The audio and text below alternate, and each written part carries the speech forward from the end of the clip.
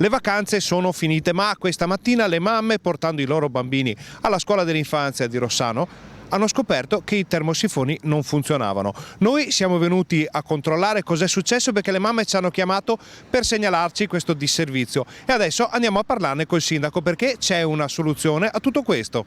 2 giorni fa è stata fatta un'ispezione sia alle scuole elementari che all'asilo, scuola d'infanzia, tutto funzionava.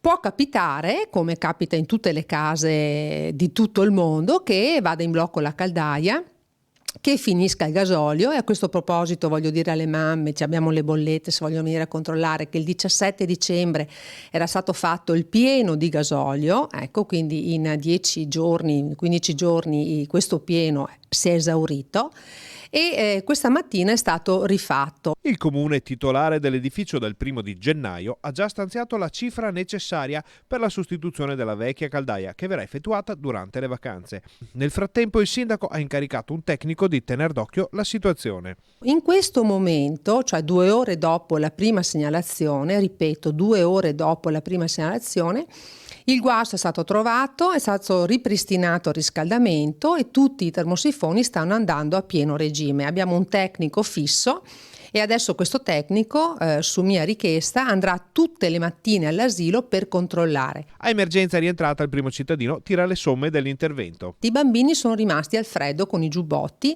per 2 ore. È una cosa grave? Sì, è una cosa grave, è una cosa gravissima? No, non è una cosa gravissima. Quando li lasciamo fuori nei parchi a giocare per 2-3 ore, nessuno si lamenta.